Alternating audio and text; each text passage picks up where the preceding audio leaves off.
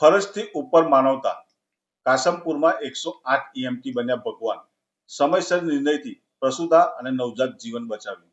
નમસ્કાર, હું સુનિલ પટેલ, કરજણ સમાચારમાં આપનું સ્વાગત છે।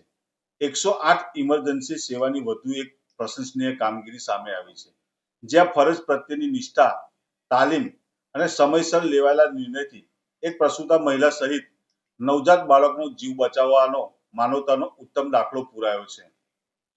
આ હૃદયસ્પર્શી ઘટના કરજણ તાલુકાના કાસમપુર ગામની છે।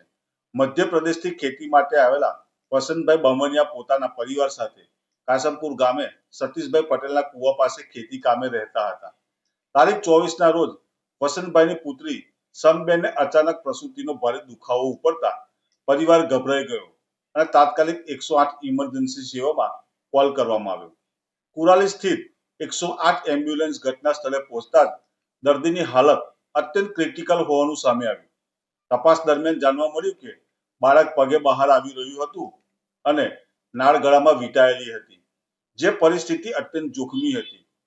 આ સંજોગોમાં EMT વિપુલ ભગોડે સમય ગુમાવ્યા વિના ઉપલા અધિકારીઓ સાથે ટેલિફોનિક સંપર્ક સાધી સ્થિતિની માહિતી આપી અને તેમની સલાહ મુજબ સ્થળ પર જ નોર્મલ ડિલિવરી કરાવવાનો સાહસિક નિર્ણય લીધો। આ નિર્ણય બે જિંદગીઓ માટે જીવનદાયક સાબિત થયો। ડિલિવરી બાદ નવજાત બાળક કોઈ પણ પ્રકારનો પ્રતિસાદ ન આપતો હોવાથી પરિસ્થિતિ વધુ ગંભીર બની હતી। જો કે EMTને મળેલી તાલીમ અને અધિકારીઓની માર્ગદર્શિકા મુજબ તરત જ યોગ્ય સારવાર શરૂ કરવામાં આવી, જેના પરિણામે થોડી જ વારમાં બાળકમાં હલચલ જોવા મળતા સમગ્ર ટીમે રાહતનો શ્વાસ લીધો। આ ઘટના માત્ર એક ડિલિવરી નથી, પરંતુ ફરજ પ્રત્યેની નિષ્ઠા, સમર્પણ અને માનવતાનું જીવતું ઉદાહરણ છે। અંતરિયાળ ગ્રામ્ય વિસ્તારોમાં પણ 108 જેવી ઇમરજન્સી સેવા કેવી રીતે લોકો માટે ભગવાન સમાન બની રહી છે, તે આ ઘટનાથી સાબિત થાય છે।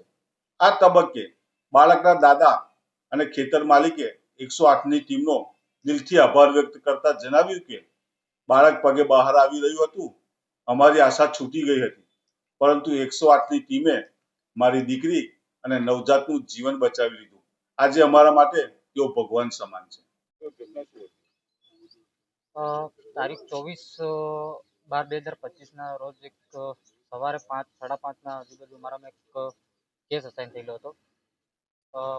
કુરાલીથી કાસમપુર ગામમાંથી હતો, સીમમાં હતો।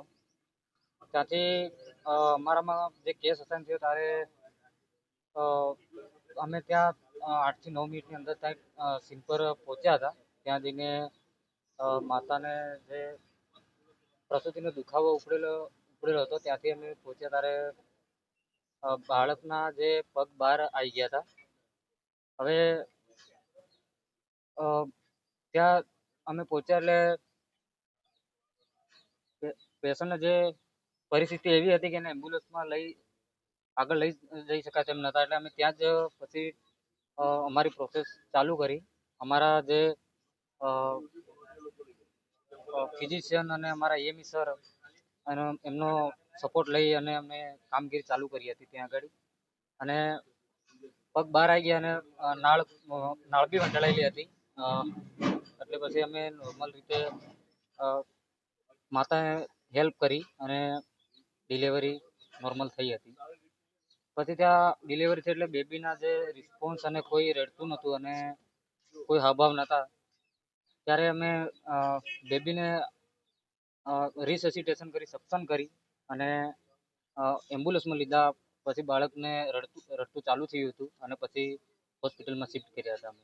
આજે તમે સ્થળ પર પહોંચ્યા, ક્રિટિકલી કેસ જોયું તો તમે કોની મદદ કરી? અમારા ફિઝિશિયન સર અને અમારા EME સરને અમે મદદ મેળવીને આ કામગીરી કરી હતી। હા હા હા, ના, અમે કોલ કરીને વાત કરી। કોલ કરીને તમે? હા હા, અને અમને જે ટ્રેનિંગ આપેલી છે એના થ્રુથી અમને શીખવાડેલું હતું ત્યાંથી, એ પણ અમારે આજે કામમાં આવ્યું। શું નામ તમારું? EMT વિપુલ પગોર। એમાં અમે પગથી આવ્યું હતું, એમ કુવાવાડમાં અમે પગે આવ્યું, અમે પગે આવ્યું। બહુ 108ને ફોન કર્યો તે ગાડી આવી ગઈ, 10 મિનિટમાં ગાડી પહોંચી ગઈ અને એ ડૉક્ટરે આવી ગયા તો છોકરીનું બાળક જીવ બચી ગયો. નકર જો નહીં આવતા તો મારી દીકરી હોપ થઈ જતી, ન છોકરાનું છોકરું હોપ થઈ જતું. શું નામ તમારું? વસંતભાઈ અને આ કોણ છે તમારું? અમારી છોકરી છે. છોકરી છે. હો છોકરી છે.